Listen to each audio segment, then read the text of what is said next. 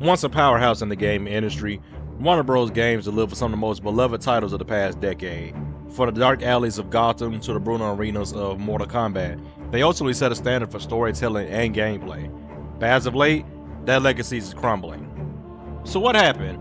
How did WB Games go from a gaming giant to a studio plagued by controversy, layoffs, a unique system that only they can use due to a patent, and questionable business decisions?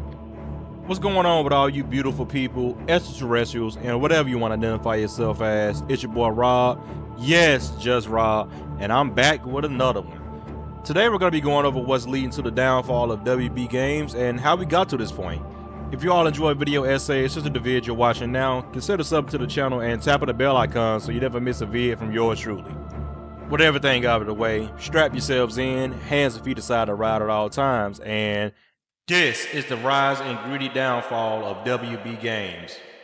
But first, somebody cue my intro.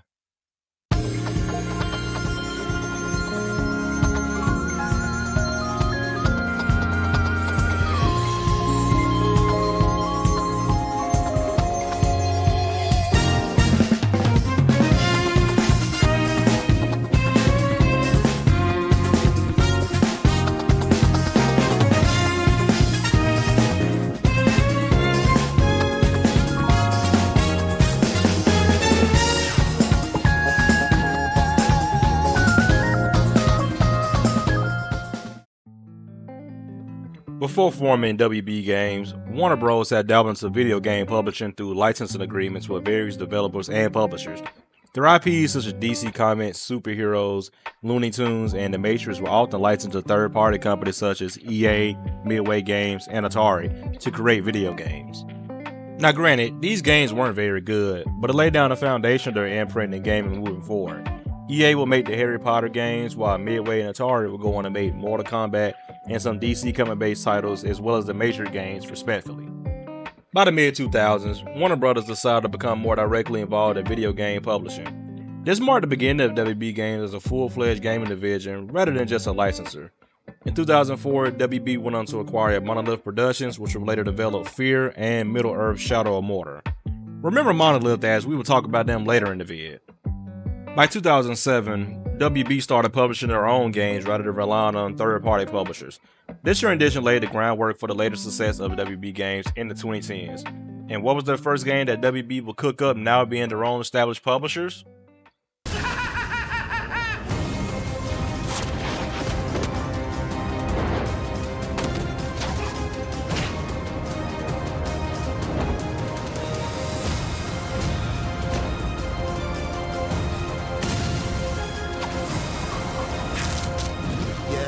To spoil everything, didn't you? It's over, Joker.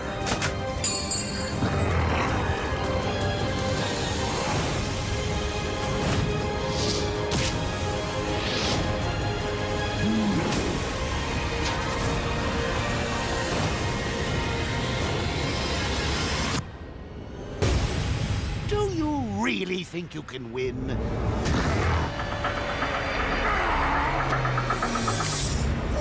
Little bat.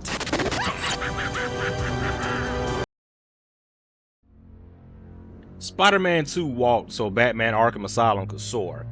Developed and released in 2009 by Rocksteady Games, the Batman Arkham series is widely regarded as one of the greatest superhero video game franchises of all time. It redefined comic book-based video games with its engaging storylines, deep combat mechanics, and immersive world building. There wasn't any game up to this point that made me feel like a badass vigilante more than Arkham Asylum. One of the biggest innovations of Batman Arkham Asylum was its free-flow combat system. Before this game, most superhero games had stiff, button-mashing combat, but Rocksteady introduced a fluid, rhythmic fighting system where Batman could seamlessly transition between enemies. I can't stress enough how innovative this was in gaming, not just for the time, but even in today's gaming industry. Plenty of games such as Assassin's Creed, the PS4 Spider-Man, Sleeping Dogs, Shadow of War, and Mordor, and so many more all adopted their own iterations of this free-flow combat, but the Arkham series definitely laid the foundation. Rocksteady also perfectly captured what it feels like to be Batman, not just in the combat, but through its detective work, stealth, and gadgets. Damn near every gadget was in the game, such as grapple gun, battle range, explosive gel, and bat claws, just to name a few. and they all play vital roles in combat and puzzle solving. Later games introduced hacking devices, voice mimics, and remote control battle rings to enhance the gameplay. The story was also very mature and featured Batman's iconic villains such as Joker, Bane, Killer Croc, Penguin, and many more, all in the open world setting where you can engage in the story however you want it. I can go on for days about the legacy of the Arkham games with its later entries such as Arkham City, which is my personal favorite. But this video will be at least 2 hours long, so instead I want to talk about another heavy hitter that was released 2 years after Arkham Asylum with the Mortal Kombat reboot.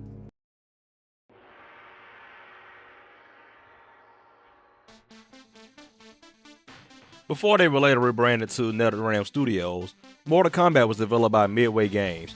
Those may know of Midway from their arcade sports games such as NFL Blitz and Blitz the League, but they also developed the early iteration of the Mortal Kombat games such as the original trilogy and the PS2 games. Notable games of this era were Mortal Kombat Alliance, Deception, and Armageddon. Armageddon created a ripple effect in the timeline where all fighters, good or evil, were brought to an end in a legendary battle. This should, in theory, be the end of the Mortal Kombat games, but as you know, that wouldn't be the case. In 2011, NetherRealm Studios, who's been rebranded from Midway Games after they went bankrupt, went on to reboot the franchise and created my personal favorite Mortal Kombat game, simply titled Mortal Kombat, or MK9. This was a game-changing reboot that revitalized the franchise years after the decline. It took everything great about the classic Mortal Kombat games, such as the 2D fighting style, but made the combat more fluid and responsive, making fights feel faster and more competitive. There was an all-new meter system which introduced strategy with ES moves, which was similar to Street Fighters, which gave players powered-up versions of special attacks. This would be used to build up different combos or just to get more raw damage output. Speaking of combos, you can also use your meter for combo breakers when you want to get out of those long, egregious combos. We were also introduced to brand new and fan favorite X-ray moves, which were brutal super attacks that put the fighters in an animation where you would see a strike hit their bones or whatever they're targeting in a particular animation.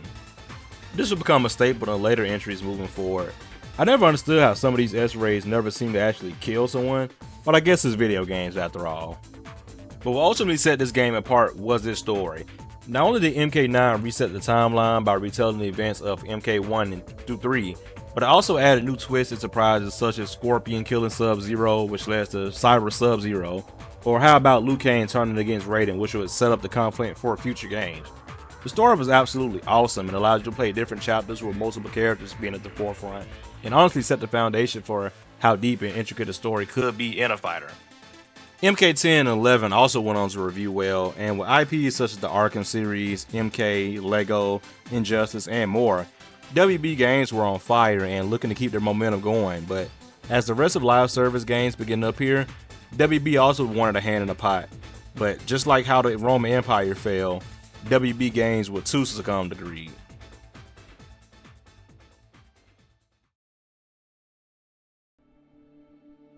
Meet Middle-earth: Shadow of War, which was released in September 2014.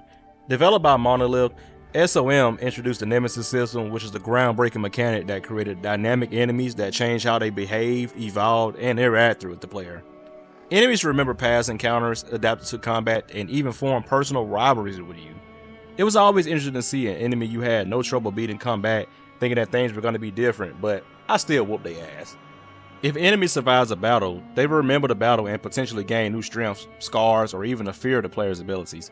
If you kill the enemy repeatedly with a headshot, the next time you fight them, they may wear a helmet to counter your strategy. This was further innovated in their second game, Shadow of War, released in 2017, where players could conquer or defend strongholds and appoint their own orc warlord. This will even lead to recruiting enemies to turn against them, which will add to another layer of unpredictability. Rob, you're talking great things about the Middle-earth games and the Nemesis system, so where did it all go wrong? At launch, Shadow of War featured a war chest system where players could purchase loot boxes with real money. These loot boxes contain various items like orcs, gear, and upgrade tokens. The orcs could be recruited to your army to fight for you, and the gear could enhance your character's abilities. The game also had a marketplace where players could directly buy specific orcs, which could help strengthen your army. This made it easier for players to bypass some of the grind associated with recruiting strong orcs through gameplay. Some players felt that the microtransaction created a pay-to-win scenario, especially when it came to recruiting orcs that were much stronger than those you might recruit through normal gameplay. This can make the game progression feel artificially slowed down, of course. The war chest system was criticized for numerous reasons, including many who felt that the microtransaction incentivized players to buy their way through the game rather than progressing naturally. This was especially frustrating in the game that prided itself on the Nemesis system, where the orcs you interacted with will level up and become more personal over time. The backlash was significant enough that Monolith decided to remove microtransactions in the patch that came several months after the game's release, so there's at least some saving grace in this. The update removed the ability to buy war chests and orcs for real money. While loot boxes remain in the game, they can only be obtained through in-game progression and not purchased. Ultimately, Shadow of War serves as a case study in the impact of microtransactions on the game, showing how they can detract from the experience and leads to backlash when perceived as exploitative. This wouldn't be the first time, however, that WB Games will produce these greedy microtransactions. WB would eventually go on to publish later games such as MK11. While players praised the gameplay, Mortal Kombat 11 faced backlash due to its microtransactions and the grind required to unlock cosmetic items and other content. Players felt that the progression system was unfairly tied to loot boxes and time gating, forcing them to either grind for hours or spend real money to unlock content faster. They've also released Gotham Knights, which was an okay co-op experience, but needed more time in the oven to polish, and also Suicide Squad, which was a much more disastrous product. The game was criticized for adopting a live service model, which included a focus on multiplayer, battle passes, and microtransactions.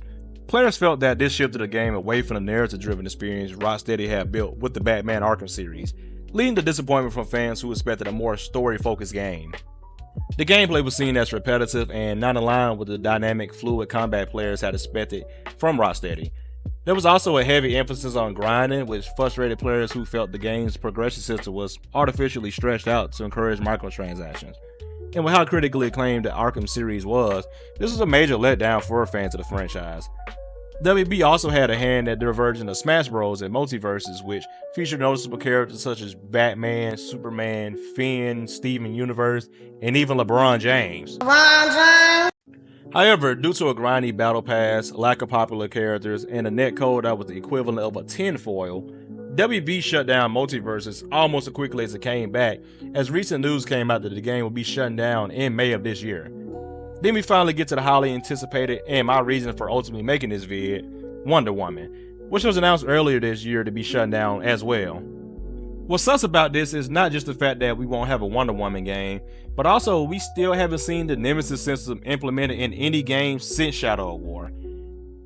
WB thought that the Nemesis system was so great that they eventually ended up patenting it, which is fine, I guess, but what's the point of having it if you're not going to use it in any of your titles, or at least let other developers use it? Could you imagine if we had a Nemesis system in something like a Baldur's Gate 3 or even like a future Mass Effect title? Instead, it's locked away by a greedy corporation that doesn't even want to give their own developers time and resources to make a good quality game. For recently failed titles such as Suicide Squad, Multiverses, and now Wonder Woman, WB has spent a lot of money to publish these games with little left return in their investment, and their future is left obsolete. That was definitely a lot for us to unpack. I enjoyed making this vid, and I don't want the message to be let's shit on WB, because that message gets us nowhere as gamers. Now obviously they haven't been saints either, and been valuing sales and profits more than actually working on with their devs to produce enjoyable experiences, but I never want to see a company go under, especially one with a star-studded roster of IPs such as WB. I really hope they can get their act together, because they were once a pinnacle of gaming, who's now fallen from grace due to the greed of their live service hysteria. If you liked the video, then do me a favor and tap the thumbs up button on your way out, as it greatly helps in supporting my channel.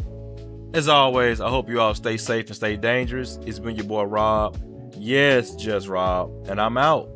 Peace.